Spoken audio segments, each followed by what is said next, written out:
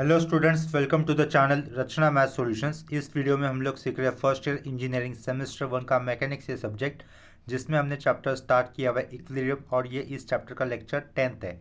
इस लेक्चर में हम लोग जो सम ले रहे हैं वो क्वेश्चन मैंने आपके सामने लिखा है। क्वेश्चन क्या लिखा है देखो।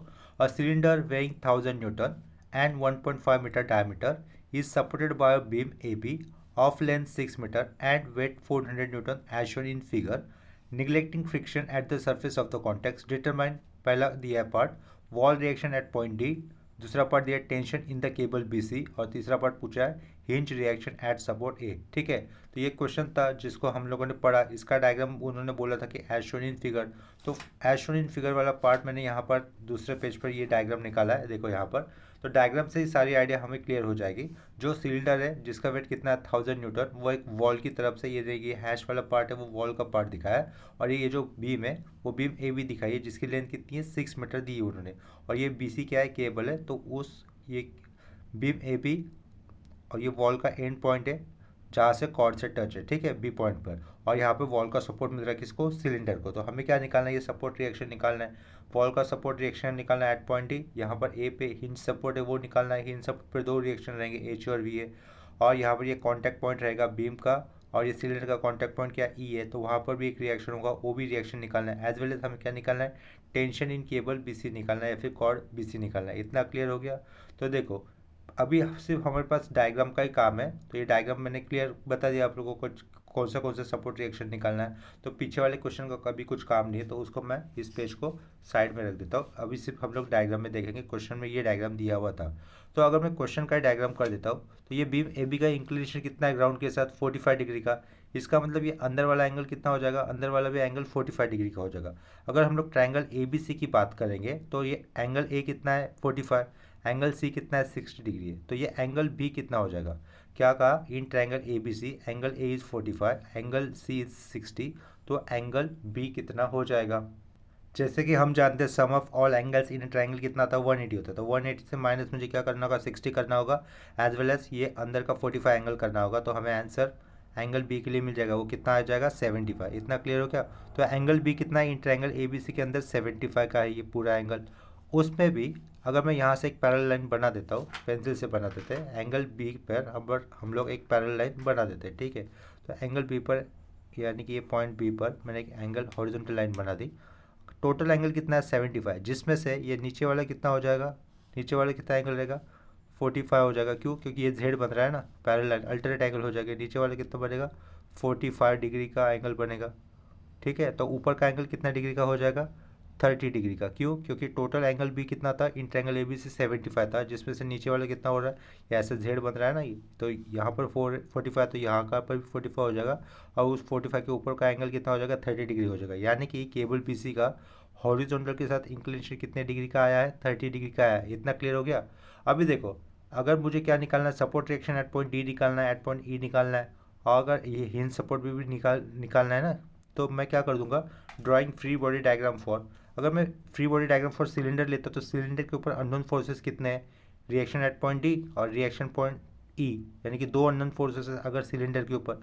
अगर हम लोग बीम ए बी की बात करते हैं, तो बीम ए बी के ऊपर अननोन कितने फोर्सेस है, reaction at A H A V है, ये 2 हो गए, रिएक्शन एट ई ये 3 हो गया, और ये केबल बी सी भी बीम ए बी के ऊपर ही आया ना, यहाँ पर केबल बी सी, ये यहाँ पर इसका मतलब बीम के ऊपर 4 अननोन हो जाएंगे, ये केबल, ये tension unknown, reaction at E unknown, और ए के ऊपर एच और वी है, 4 अननोन हो जाएंगे।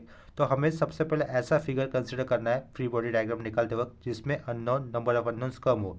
तो ऐसा फिगर तो हमारा सिलेंडर वाला है, तो इसके कारण हम लोग पहले फ्री बॉडी डायग्राम किसका ड्रॉ करेंगे, सिलेंडर के लिए ड्रॉ करेंगे, ठीक है। तो सबसे पहले स्टेटमेंट हो जाएगी मेरी, यहाँ पे लिखा क्वेश्चन, आंसर में मुझे क्या लिखना होगा, drawing free body diagram for cylinder. ये क्या लिखा, drawing A B D for cylinder कर दिया, ठीक है। इतना क्लियर हो गया। सिलेंडर ही पहला क्यों लिया, देखो सिलेंडर का ये मैंने सर्कल निकाल दिया, फ्री बॉडी डायग्राम निकाल रहे हैं, तो ठीक है, थोड़ा सा सिर्फ सिम्बॉलिक होना चाहिए। सर्कल निकाला, सेल्फ वेट कितना था सिलेंडर का, सेल्फ वेट सिलेंडर का कितना था 1000 दिया था ना, तो यहाँ पर लिख दिया 1000 न्यूटन। अभी देखो ये आर डी रिएक्शन यहाँ से परपेंडिकुलर जाएगा ना, लेकिन क्या करूँगा मैं, उसको आर डी रिएक्शन को ऐसा परपेंडिकुलर जाएगा तो उसको सेंटर के बाहर राइट साइड की तरफ दिखाई देंगे, ठीक है। तो आर डी रिएक्शन इस तरीके से दिखा दिया आर डी डायग्राम में। उसके बाद आर ई रिएक्शन ऐसा परपेंडिकुलर रहेगा ना इंक्लाइन सरफेस को, बीम के इंक्लाइन सरफेस को आर ई रिएक्शन परपेंडिकुलर रहेगा। अगर मैं उसको ऐसा पीछे एक्सटेंड कर देता हूँ, यहाँ पर अगर पीछे ऐसा एक्सटेंड कर देता हूँ, यहाँ पर 45, यहाँ पे 90, यहाँ पे कितना होगा 44 हो जाएगा। यानी कि आर ई रिएक्शन ग्राउंड के साथ हॉरिजॉन्टल के साथ कितने डिग्री का एंगल बना रहा है, 45 डिग्री का। आर ई रिएक्शन को अगर मैं सेंटर के आगे लेके जाता हूँ तो एंगल तो सेम ही रहेगा ना ग्राउंड के साथ, दैट इज़ 45 डिग्री। देखो ये आर ई रिएक्शन को हम लोग सेंटर के बाहर लेके गए, यहाँ से ऊपर की तरफ क्या दिखाया आर ई रिएक्शन, लेकिन उसका इंक्लिनेशन ग्राउंड के साथ कितना रहेगा, चेंज नहीं होगा, दैट इज़ कितना होगा वो 45 डिग्री ही होगा। ठीक है, तो इस वाले फिगर को, ये जो सिलेंडर था बीच में, इस वाले फिगर को हम लोग क्या अप्लाई करेंगे, बाय यूजिंग लामिस थ्योरम अप्लाई कर हम लोग यहाँ पर डी और ये आर ई रिएक्शन, ये जो दो अननोन है उसको निकाल सकते हैं। तो फिर क्या लिखा जाएगा, बाय यूजिंग लामिस थ्योरम, ऐसा लिखेंगे हम लोग, बाय यूजिंग लामिस थ्योरम। ठीक है, इतना क्लियर हो गया। नेक्स्ट स्टेप में सबसे पहले मैं ऐसा फोर्स कंसिडर करता हूँ जिसकी मुझे वैल्यू पता है, दैट इज़ 1000 न्यूटन। ये 1000 न्यूटन लिखा, अपन में क्या साइन लिखूंगा मैं, और बचे हुए दो फोर्सेस उनके बीच का एंगल लिखना होगा। ठीक है, यानी कि आर डी और आर ई, इन फोर्सेस के बीच का एंगल कितना हो जाएगा, 180 माइनस 45, दैट इज़ 135। तो क्या लिखना है यहाँ पर, साइन 135 लिखना है, इक्वल टू, अभी मैं आर ई फोर्स लिख देता हूँ। आर ई फोर्स या फिर आर ई रिएक्शन लिखने के बाद आर डी और 1000 न्यूटन का फोर्स है, उनके बीच का एंगल कितना है, 90 डिग्री। यानी कि क्या लिखना होगा फिर, साइन 90 इज इक्वल टू, अभी आर डी फोर्स या फिर आर डी रिएक्शन लेने के बाद बचे हुए दो फोर्सेस है उनके बीच का एंगल, दैट इज़ कितना हो जाएगा, साइन 135 हो जाएगा। ठीक है, इतना क्लियर हो गया। तो उतना हो जाने के बाद देखो आर डी रिएक्शन कितना आ जाएगा, यहाँ से क्लियरली आर डी की वैल्यू होगी 1000 न्यूटन, और आर ई रिएक्शन की वैल्यू कितनी हो जाएगी, देखो 1000 अपॉन साइन 135 इंटू क्या करना है मुझे, साइन 90 करना है। ठीक है, तो उसका आंसर कितना आ जाएगा, 1414.21 आ जाएगा, 0.21 न्यूटन आ जाएगा। ठीक है, इसको भी हम लोगों ने अंडरलाइन कर दिया। इसके बाद अभी हमें क्या करना होगा, now drawing free body diagram for beam करना होगा। Now drawing F B D for क्या लिखेंगे हम लोग, बीम लिखेंगे। इतना क्लियर है, बीम ए बी भी लिख देता हूँ, चलो ठीक है। नेक्स्ट स्टेप में क्या करना होगा, देखो यहाँ पर ये जो डायग्राम था इस तरीके से मेन डायग्राम क्वेश्चन का, जिसमें मुझे अभी किसका ए बी डी निकालना है, बीम ए बी का निकालना है। तो बीम ए बी के ऊपर, बीम ए बी कितनी डिग्री पे इंक्लाइंड है, 45 डिग्री पे इंक्लाइंड है। टोटल लेंथ कितनी थी बीम ए बी की, 6 मीटर थी। उसका सेल्फ वेट कितना था, 400 न्यूटन था। बी इस एंड पे कोई एक्सटर्नल लोड नहीं है, तो उसका सेल्फ लोड सेंटर वाले पॉइंट से एक्ट होगा, जिसका यहाँ से यहाँ तक का सेंटर तक के पॉइंट तक का डिस्टेंस कितना होगा, 3 मीटर रहेगा। इतना क्लियर है। तो हम लोग क्या करेंगे, और ये आर ई रिएक्शन देखो, सिलेंडर के ऊपर आर ई रिएक्शन हमने कैसे लिया था, ऊपर की तरफ लिया था ना, यहाँ पर सिलेंडर में आर ई रिएक्शन हमने ऊपर की तरफ लिया था। लेकिन अभी हम लोग बीम का वाला part F B D consider करते हो, R E reaction downward consider करके। इतना समझ में आया वो कैसे होता है, देखो अगर ये ऐसा एक फोर्स है, उसको अगर हम लोग काटा तो लेफ्ट वाला पार्ट ऊपर की तरफ होता है, तो पिछला वाला पार्ट कैसा होना चाहिए, नीचे की तरफ होना चाहिए ना। उसी तरीके से पहले सिलेंडर के वक्त आर ई रिएक्शन ऊपर की तरफ दिखा रहता है, लेकिन हम लोग उसके नीचे वाला पार्ट ले रहे हैं ना, बीम के ऊपर आया हुआ, इसलिए मुझे आर ई रिएक्शन नीचे की तरफ दिखाना होगा। इतना क्लियर हो गया। आर ई रिएक्शन इस बीम को कैसे रहेगा, परपेंडिकुलर होगा। तो मुझे क्या चाहिए, ये ए ई डिस्टेंस पता होना चाहिए। क्या कहा, मुझे ये ए ई डिस्टेंस पता होना चाहिए। अभी ये ए ई डिस्टेंस हम लोग कैसे निकाल सकते हैं, देखो इस सिलेंडर का डायमीटर कितना दिया था, 1.5 मीटर का डायमीटर दिया था ना। तो ये मैं ये रेडियस ड्रॉ कर देता हूँ, और यहाँ से भी ये रेडियस ड्रॉ कर दी। अगर डायमीटर 1.5 मीटर का है तो ये जो रेडियस ड्रॉ की है वो कितने मीटर की हो जाएगी, 0.75 मीटर की हो जाएगी। यहाँ पर मैंने ओ नेमिंग कर दिया, ठीक है, सिलेंडर के सेंटर को। और यहाँ से ये वाला भी ड्रॉ कर दिया, ए ओ ड्रॉ कर दिया। ठीक है, तो देखो ऊपर का जो भी क्वाड्रिलेटरल है ओ डी ए ई, ये जो क्वाड्रिलेटरल बना है उसके अंदर डी ए ई, ये एंगल कितना हो जाएगा, 45 डिग्री का हो जाएगा। हम लोग easily triangle O D A और ओ ई ए, ये सिमिलर ट्रायंगल दिखा सकते हैं। ठीक है, by right angle hypotenuse side test. ठीक है, तो देखो तो अंदर वाला एंगल कितना हो जाएगा, फिर अगर ये दोनों ट्रायंगल सिमिलर है तो अंदर वाला ट्रायंगल कितना हो जाएगा, 22.5 का हो जाएगा। ठीक है, तो देखो वो भी मैंने साइड में किया है, देखो यहाँ पर सेम डायग्राम। अंदर वाला एंगल कितना है, 22.5 है। सामने वाली साइड कितनी है, 0.75 है। तो tan थीटा क्या होता है, अपोजिट अपॉन एडजेसेंट होता है। तो अपोजिट ओ ई, एडजेसेंट ए ई। तो यहाँ पर एडजेसेंट ए ई कैलकुलेट किया है, देखो इस तरीके से, in triangle O E A. Angle O ए ई कितना है, 22.5। tan थीटा क्या होता है, opposite upon adjacent, that is a ई लिखा, अपोजिट ओ ई लिखा। tan 22.5 ए ई कैलकुलेट करना, तो ए ई यहाँ पे जाएगा, ओ ई के अपोन में क्या आएगा, tan 22.5 आ जाएगा। तो ए इज इक्वल टू ओ ही कितना था 0.75 था, जो 0.75 अपॉन 10 22.5 आंसर कितना आएगा, उसको कैलकुलेट नहीं किया तो यहाँ पे कैलकुलेट कर देते हो। देखो 0.75 अपॉन 10 22.5 और ये ब्राउन ब्रैकेट क्लोज कर दिया। यहाँ पर देखो आंसर कितना आता है 1.81 आता है ना, तो ए का डिस्टेंस कितना है 1.81 है। इतना क्लियर हो गया 1.81 मीटर। क्यों ज़रूरत पड़ेगी ए के डिस्टेंस की, हमें मोमेंट निकालते वक्त ए के डिस्टेंस की ज़रूरत पड़ेगी। क्या कैलकुलेट करते वक्त, मोमेंट निकालते वक्त। देखो तो मुझे क्या करना है, अभी इस स्टेप के बाद ए डिस्टेंस हम लोगों ने निकाला, अभी क्या करेंगे, हमें क्या करना है, free body diagram for beam निकालना। तो यहाँ पे लिखा भी हुआ है now drawing free body diagram for beam A B. तो देखो बीम ए बी का फ्री बॉडी डायग्राम इस तरीके से रहेगा। पॉइंट ए के ऊपर एच ए और ये वी ये दो सपोर्ट रिएक्शन हो गए। इंक्लिनेशन कितना था बीम का 45 डिग्री, वो निकाला। ए से लेकर ई तक का डिस्टेंस कितना लिखा है 1.81 लिखा है। तो उस पॉइंट पे ये ई पॉइंट पे आर ई रिएक्शन आ गया, ठीक है, परपेंडिकुलर रहेगा और अपोजिट नेचर में रहेगा। सिलेंडर में यही डायरेक्शन हम लोगों ने ऊपर की तरफ लिया था ना 45 डिग्री के इंक्लिनेशन पे, अभी नीचे की तरफ रहेगा। और यहाँ पर आर ई का इंक्लिनेशन कितना होगा ग्राउंड के साथ, देखो इधर भी हॉरिजॉन्टल एंगल लगा देता हूँ, हॉरिजॉन्टल ये लेंथ निकाल दी। ये आर ई का इंक्लिनेशन ग्राउंड के साथ कितना होगा, देखो यहाँ पर 45 तो यहाँ पर भी 45 होगा, और ये पूरा 90 था तो ऊपर वाला कितना हो जाएगा सिंपली 45, ठीक है। आर ई का इंक्लिनेशन ग्राउंड के साथ कितना डिग्री का है 45 डिग्री का। पैरेलल लाइन ये उसका ट्रांसवर्सल, तो ये सेम एंगल हो जाएगा ना, ये समझ में आ रहा है, या फिर अल्टरनेट एंगल हो जाएगा। नीचे का जेड टोटल ये 90 का है, तो 90 माइनस 45 करता तो ऊपर का 45 बचेगा। इतना क्लियर हो गया। तो आर ई का इंक्लिनेशन हॉरिजॉन्टल एक्सिस के साथ कितने डिग्री का है 45 डिग्री का है। ये अंदर वाला 45 डिग्री है, क्लियर नहीं दिख रहा है लेकिन समझ लो आर ई का इंक्लिनेशन ग्राउंड के साथ है 45 डिग्री। इतना क्लियर हो गया। उसके बाद और ये tension in cable B T दिख रहा है ना, B T tension T in cable B C का इंक्लिनेशन कितना था ग्राउंड के साथ 30 डिग्री का था। इतना पता चल गया था हमें। और ये ए बी, यहाँ पर ए लिखा हुआ है, ये ए से लेकर बी तक का टोटल डिस्टेंस कितना है 6 मीटर दिखा है यहाँ पर। सेल्फ लोड बीम का कितना 400 न्यूटन दिखाया है, ठीक है। और वो सेल्फ लोड जो कि कितना है 400 न्यूटन, वो ए पॉइंट से कितनी दूरी पर रहेगा 3 मीटर की डिस्टेंस पे रहेगा। इतना क्लियर हो रहा है। यहाँ पर ए पॉइंट लिख देता हूँ।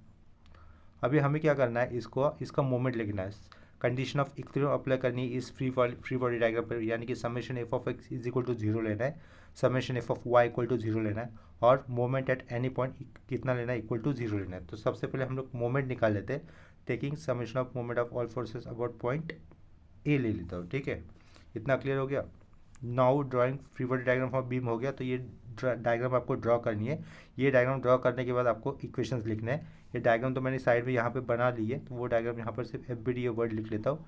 इस एफ बी डी वर्ड के अंदर आपको ये डायग्राम कंसिडर करनी है, ठीक है। इसके बाद अभी हम लोग इक्वेशंस बनाएंगे फ्रॉम द डायग्राम, ठीक है। तो यहाँ पर मैंने लिखा taking moment of all forces about point B लिखा, ठीक है। या फिर उसको मैथमेटिकली ऐसे भी लिख सकता हूँ, summation of moment of all forces about point B equal to कितना होगा 0 ही होगा, ठीक है। ये कंडीशन ऑफ इक्विलिब्रियम होती है। अबाउट पॉइंट ए, सॉरी यहाँ पर अबाउट पॉइंट ए लिखना है मुझे, ठीक है। तो देखो एच ए और ये वी ए ये दोनों फोर्सेस ए पॉइंट से जाते तो उनका मोमेंट अबाउट पॉइंट ए 0 होगा, ठीक है। तो उसका कारण उनका मोमेंट तो नहीं आएगा। आर ई ये फोर्स अबाउट पॉइंट ए कैसे घूम रहा है, क्लॉकवाइज घूम रहा है। तो क्लॉकवाइज घूम रहा है तो उसका नेचर कैसा होगा, प्लस होगा। तो क्या लिखना होगा, आर ई इंटू, और ये आर ई का डिस्टेंस कितना है ए पॉइंट से 1.81 है ना, तो क्या लिखना होगा मुझे आर ई इंटू 1.81। इसके कारण मुझे ये डिस्टेंस की ज़रूरत पड़ने वाली थी ना आगे, तो इसके कारण हम लोगों ने 1.81 ये डिस्टेंस पहले ही कैलकुलेट करके रखा था। इतना क्लियर हो गया। उसके बाद अभी देखो ये 400 न्यूटन का फोर्स, क्या ये 400 न्यूटन का फोर्स अबाउट पॉइंट ए कैसे घूम रहा है, क्लॉकवाइज घूम रहा है, राइट। तो मैंने क्या लिखना है 400 इंटू क्लॉकवाइज घूम रहा है ना, लेकिन हमें क्या पता होना चाहिए इस 400 न्यूटन के फोर्स की लाइन ऑफ एक्शन ऐसे सीधे डाउनवर्ड जा रही है, उसका ए पॉइंट से डिस्टेंस निकालना है। यानी कि ये जो करली लाइन से मैं बना रहा हूँ ना, ये यहाँ पे देखो ये करली लाइन से बना है ना पेंसिल से, लाइन ऑफ एक्शन से ऐसे सीधा जाएगी ना 400 न्यूटन की फोर्स की। ये जो करली लाइन से मैंने ड्रॉ किया वो है परपेंडिकुलर डिस्टेंस 400 न्यूटन की फोर्स के लाइन ऑफ एक्शन का पॉइंट ए से। तो ये डिस्टेंस मुझे कैलकुलेट करना है। अभी देखो ये जो करली लाइन से मैंने ड्रॉ किया वो क्या है, हॉरिजॉन्टल एक्सिस पे आया हुआ है ना, यानी कि हॉरिजॉन्टल एक्सिस पे हॉरिजॉन्टल पार्ट है वो। यहाँ से लेकर यहाँ तक का डिस्टेंस कितना है, यहाँ से लेकर यहाँ तक का इंक्लाइन डिस्टेंस कितना है 3 है, और वो इंक्लिनेशन कितने डिग्री का है 45 डिग्री का। मैं क्या कह रहा हूँ, इस पॉइंट से लेकर इधर से ही जा रहा है ना 400 न्यूटन नीचे, तो यहाँ से यहाँ तक का डिस्टेंस, इंक्लाइन डिस्टेंस कितना है 3 मीटर, और वो इंक्लाइन डिस्टेंस कितने डिग्री पर इंक्लाइन हुआ है, 45 डिग्री पर इंक्लाइन हुआ है। तो मुझे ये इंक्लाइन डिस्टेंस जो भी है, जितने डिग्री का इंक्लिनेशन है, मुझे उससे अगर हॉरिजॉन्टल डिस्टेंस निकालते हो मैं क्या करूँगा, जो इंक्लाइन वैल्यू है ना, इंक्लाइन वैल्यू है ना, तो मुझे वो तो लिखनी है, यानी कि मुझे 3 लिखना होगा। और ये हॉरिजॉन्टल का पार्ट दिख रहा है, तो उस हॉरिजॉन्टल का पार्ट होने के कारण मुझे कॉस यूज़ करना है, और कॉस लिखने के बाद जो इंक्लिनेशन का एंगल है वो मुझे लिखना होगा। यानी कि मुझे क्या लिखना है, सिंपली देखो ये इंक्लाइन डिस्टेंस कितना है 3, ये हॉरिजॉन्टल का पार्ट निकालना है, तो मैं क्या करूँगा 3 cos 45 लिख दूंगा, यानी कि मुझे ये डिस्टेंस मिल जाएगा जो कि मैंने कर्ली लाइन से लिखा था। इतना क्लियर हो गया। तो मुझे क्या लिखना है 400 इंटू 3 cos 45 लिखना है। इतना क्लियर हो गया, क्योंकि डाउनवर्ड ऐसा क्लॉकवाइज घूम रहा था। इसके बाद क्या करेंगे हम लोग, अभी देखो ये टी केबल है, टी टेंशन है, ये केबल के अंदर ये टी टेंशन था ना, उसका भी मुझे कंपोनेंट निकालना होगा। तो उसका एक्स कंपोनेंट कैसा जाएगा, एक्स कंपोनेंट तो इधर जाएगा ना लेफ्ट साइड में, वो उस एक्स कंपोनेंट की वैल्यू कितनी होगी, टी कॉस वैल्यू कंपोनेंट की वैल्यू सिर्फ टी कॉस कितनी होगी 30 होगी, ठीक है। ये सेकंड क्वाड्रेंट में ये नेगेटिव होगा, लेकिन मुझे सिर्फ अब टर्न मोमेंट लेना है ना, तो उसमें टर्निंग इफेक्ट कंसिडर करना है, प्लस या माइनस वाला, यानी कि एंटी क्लॉकवाइज वाला फोर्स नेगेटिव है, उस वैल्यू को कंसिडर नहीं करना है। तो ये कितना हो जाएगा, टी कॉस 30 हो जाएगा। टी इस केबल का हॉरिजॉन्टल कंपोनेंट, और वर्टिकल कंपोनेंट कैसे रहेगा, ऊपर की तरफ जाएगा, क्योंकि ये सेकंड क्वाड्रेंट में वर्टिकल कंपोनेंट ऊपर की तरफ जाएगा। उसकी वैल्यू कितनी होगी, टी साइन 30 होगी, उसकी वैल्यू कितनी होगी, टी साइन 30 होगी। इतना क्लियर है। अभी देखो टी कॉस 30 इस फोर्स की लाइन ऑफ एक्शन ऐसी जाएगी ना सीधा, उसका पॉइंट ए से डिस्टेंस कितना है नहीं पता, तो उसका ए से डिस्टेंस इतना वाला रहेगा ना, ये जो वर्टिकल लाइन में कर्ली लाइन किया है मैंने, वर्टिकली ये जो ऐसा मैंने कर्ली लाइन बना ना, उतना डिस्टेंस है ना टी कॉस 30 इस फोर्स के लाइन ऑफ एक्शन का पॉइंट ए से। अभी देखो ए से लेकर बी तक का ये इंक्लिनेशन है पूरा, ए से लेकर बी तक का ये पूरा इंक्लाइन पार्ट है, वो डिस्टेंस कितना है 6, और मुझे ये वर्टिकल डिस्टेंस निकालना था, और यहाँ पे हॉरिजॉन्टल के साथ एंगल कितना है 45 डिग्री का। इसका मतलब मुझे क्या करना है, ये इंक्लाइन डिस्टेंस 6 कंसिडर करना है, उससे मुझे वर्टिकल डिस्टेंस निकालना है। तो वर्टिकल के साथ क्या होता है, साइन होता है, तो 6 साइन 45 लिखना होगा। समझ में आ रहा है, तो मुझे क्या लिखना होगा 6 साइन 45, और ये टी कॉस 30 का फोर्स अबाउट पॉइंट है, कैसा घूम रहा है, उल्टा घूम रहा है, तो माइनस, तो क्या लिखा minus T cos 30 into 6 cos नहीं साइन 6 साइन 45, ठीक है। इतना समझा, ये वर्टिकल डिस्टेंस निकालना था ना। उसके बाद अभी देखो ये पीछे वाला हो गया, वर्टिकल डिस्टेंस काम में आया। उसके बाद देखो ये ऊपर वाला कंपोनेंट पेन से ही बना देता हूँ, ऊपर वाला कंपोनेंट ऐसा जाएगा ना, ये लाइन ऑफ एक्शन ऐसी है ना, टी कॉस टी साइन 30, वो भी कैसे घूम रहा है about point A, anti clockwise घूम रहा है, ठीक है। तो माइनस क्या लिखना होगा मुझे, माइनस टी साइन 30, ये फोर्स के कंपोनेंट की वैल्यू लिखी, इन टू, अब देखो ए से लेकर बी तक का इंक्लाइन डिस्टेंस कितना है 6 है टोटल डिस्टेंस, मुझे ये वाले हॉरिजॉन्टल डिस्टेंस की ज़रूरत है ना, ये वाले हॉरिजॉन्टल डिस्टेंस की ज़रूरत है, ठीक है। तो ये हॉरिजॉन्टल डिस्टेंस कितना होगा, टोटल इंक्लाइन डिस्टेंस कितना है 6, हॉरिजॉन्टल डिस्टेंस मुझे निकालना है यहाँ से, क्योंकि देखो ये टी साइन 30 ऐसा उल्टा जा रहा है ना, ये यहाँ पे टी साइन 30 लिखा है, ये टी साइन 30 अबाउट पॉइंट उल्टा जाएगा एंटी क्लॉकवाइज में, तो मुझे ये डिस्टेंस की ज़रूरत है, ठीक है। वो कैसा रहेगा फिर, minus T sine 30 into 6 cos 45, कितना 6 cos 45 minus T sine 30 into 6 cos 45 is equal to कितना रहेगा, 0 रहेगा। इतना क्लियर हो गया। चलो इस डायग्राम को, इस फ्री बॉडी डायग्राम को, मोमेंट जो लिया है उसको मैं और एक बार एक्सप्लेन कर देता हूँ, क्योंकि ये इंपॉर्टेंट कंसेप्ट है, ठीक है। उससे पहले मैं बता देता हूँ, देखो ये मैंने ये हॉरिजॉन्टल लाइन निकाली, यहाँ पे मैंने लिखा 6 लिखा, ये डिस्टेंस कितना लिखा मैंने 6 लिखा। मान लो कि चलो ये ए पॉइंट है, ये बी पॉइंट है, बी से मैंने निकाला है परपेंडिकुलर। मुझे अगर ये हॉरिजॉन्टल डिस्टेंस की रिक्वायरमेंट है, ये हॉरिजॉन्टल डिस्टेंस जो कि कर्ली लाइन से किया है वो मुझे निकालना है, और यहाँ पे इंक्लिनेशन मान के चलो कि 30 डिग्री दी है, ठीक है। तो ये हॉरिजॉन्टल डिस्टेंस में डायरेक्टली कैसे निकाल सकता हूँ, इंक्लिनेशन कितना दिया है 6 दिया है ना, और ये हॉरिजॉन्टल डिस्टेंस निकालना है। हॉरिजॉन्टल डिस्टेंस के साथ क्या आता है, या फिर हॉरिजॉन्टल के साथ हमेशा कौन सा एंगल ट्रिग्नोमेट्रिक रेशियो आता है, कॉस, तो 6 कॉस डायरेक्टली एंगल लिखना है 30 वाला। इतना समझ में आ गया, ये वाला डिस्टेंस ये इतना हो गया, ठीक है। अगर मेरे को वर्टिकल डिस्टेंस पूछा रहता तो मैं क्या करता था, 6 वर्टिकल डिस्टेंस है, वर्टिकल के साथ साइन ट्रिग्नोमेट्रिक टर्म होता है, और ये एंगल जो वो, यानी कि क्या लिखेंगे हम लोग 6 साइन 30। इतना क्लियर है। तो हॉरिजॉन्टल डिस्टेंस कितना होगा, अगर इंक्लाइन डिस्टेंस पता है 6, इंक्लिनेशन पता है दैट इज 30 डिग्री, तो हॉरिजॉन्टल डिस्टेंस निकालना, तो इंक्लाइन जो भी डिस्टेंस है वो, उसके बाद हॉरिजॉन्टल डिस्टेंस निकाल रहे हैं तो हम लोग कॉस यूज़ करेंगे, और इंक्लिनेशन वाला एंगल सेम, अगर इंक्लाइन डिस्टेंस पता है वो डिस्टेंस लिखा जाएगा 6।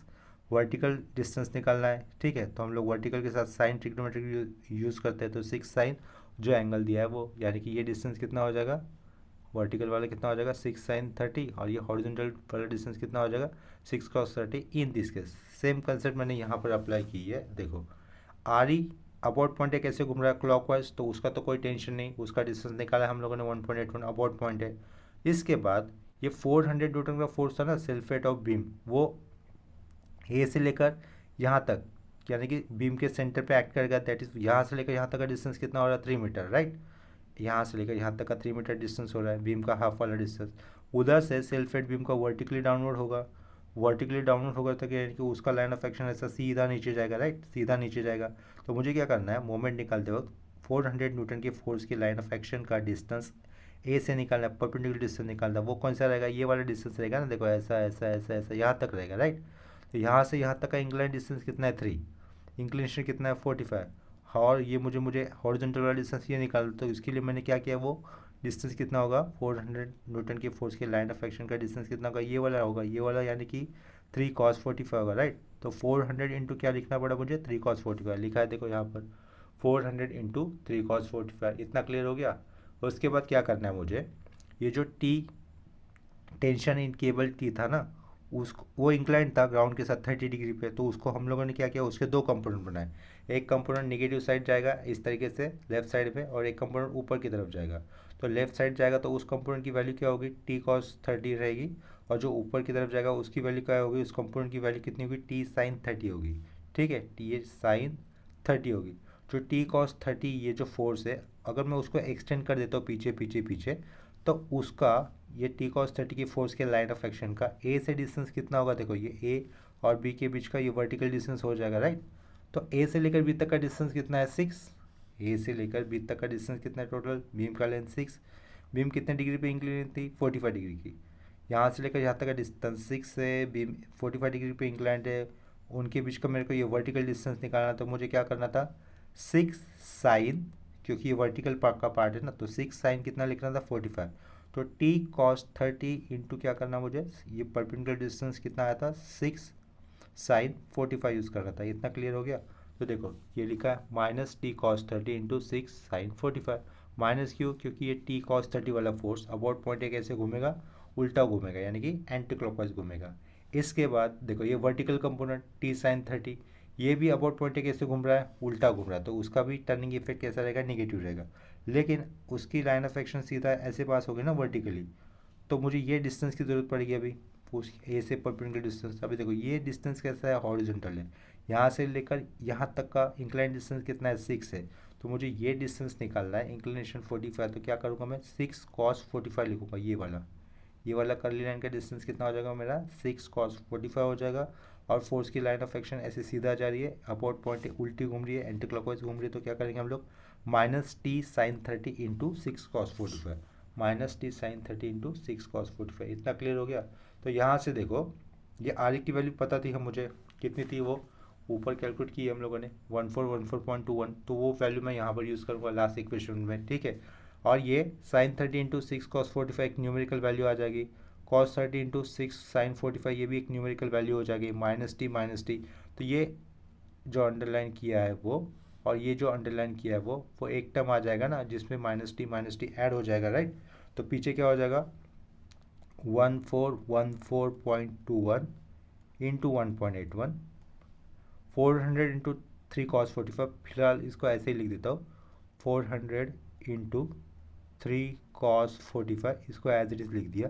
यहाँ से हम लोग नंबर को ऐड कर देते हैं, ये minus of this term underline किया और ये माइनस ऑफ अंडरलाइन किया वाला दिस टर्म है, उसको ऐड कर लेते हैं, देखते हैं माइनस में कितना आता है, ठीक है। उसको टी तो लिखना होगा, राइट, और राइट साइड में क्या रहेगा इक्वल टू 0 रहेगा, तो ये वाले टर्म को कैलकुलेट करने पर देखते हैं उसका आंसर कितना आता है।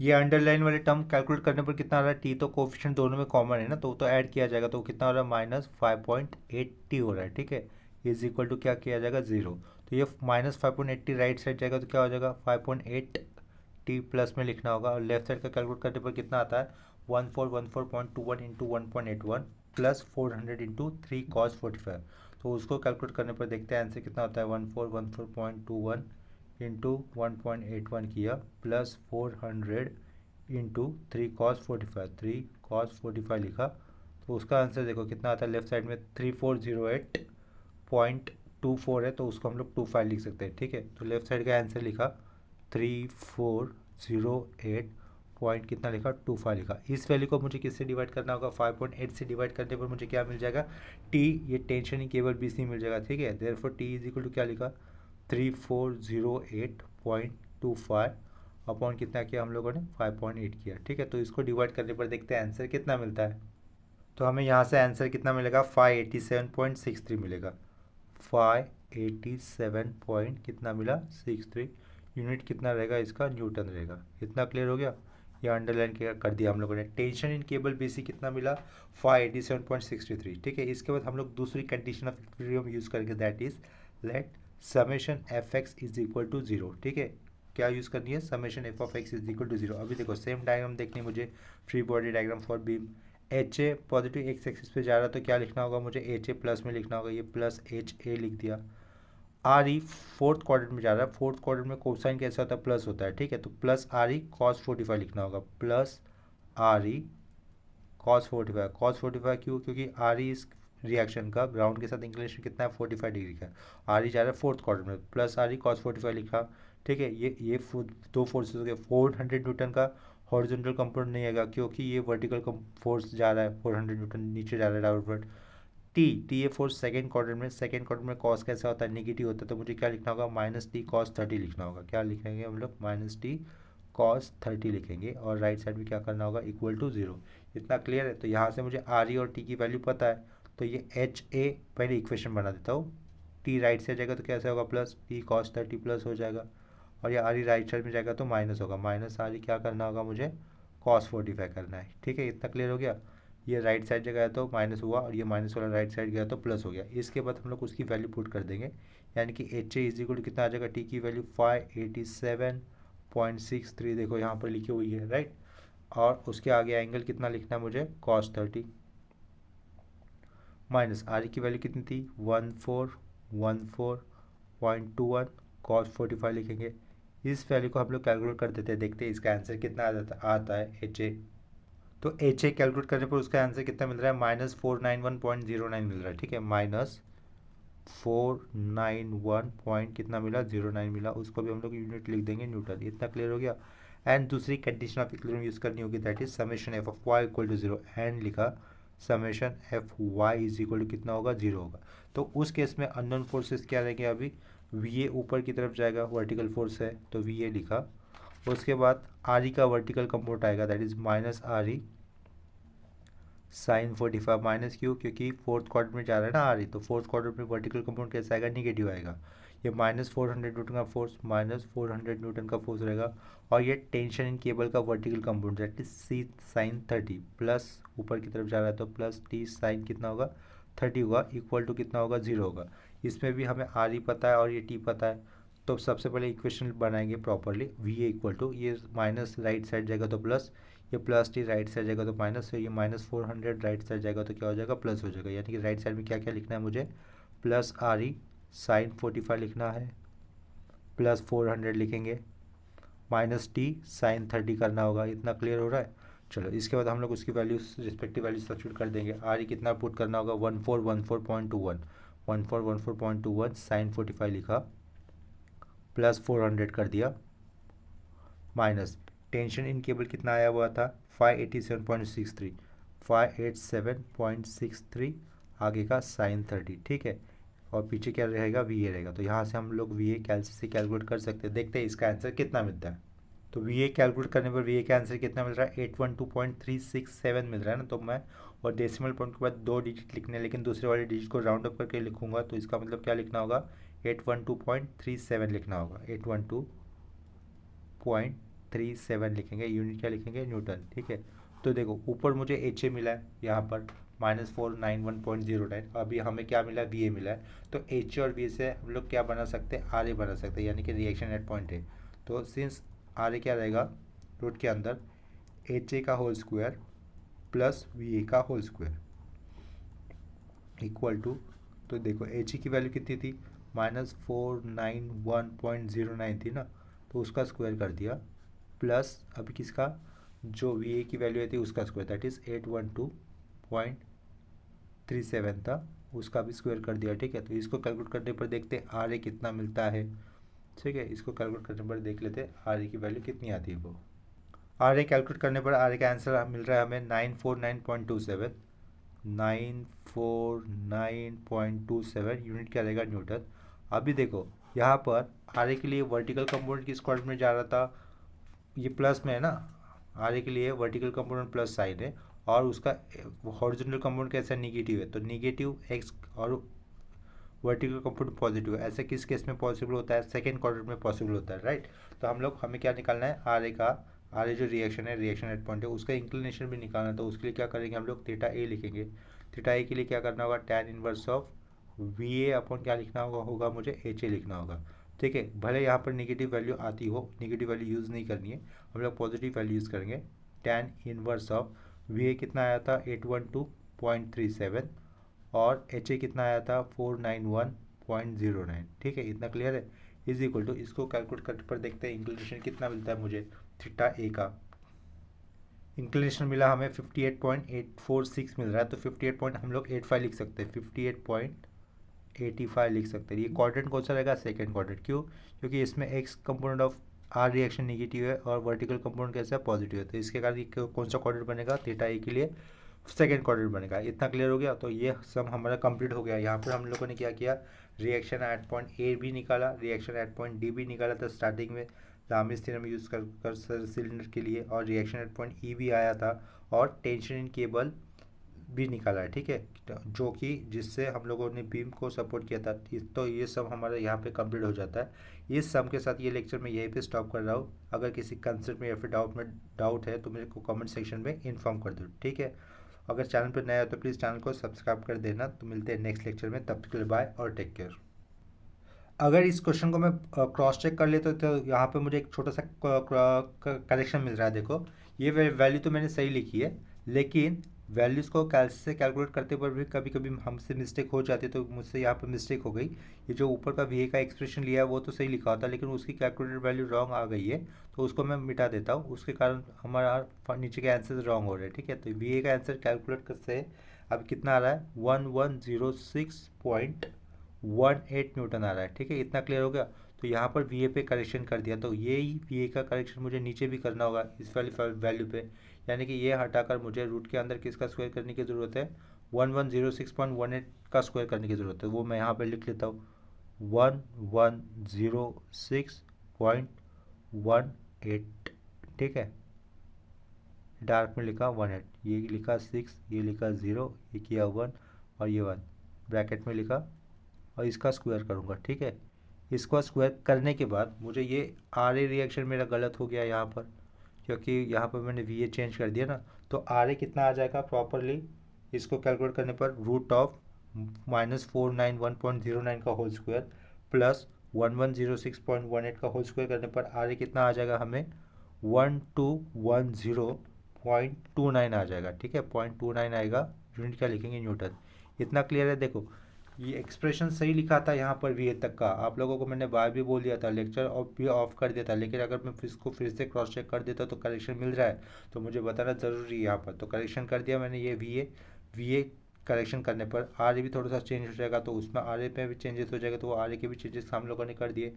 आर ए का आंसर कितना आया हुआ 1210.29 न्यूटन आया हुआ है। ठीक है, इतना हो जाने के बाद थीटा ए भी थोड़ा सा चेंज हो जाएगा, क्योंकि थीटा ए में न्यूमरेटर वाली वैल्यू चेंज हो जाएगी।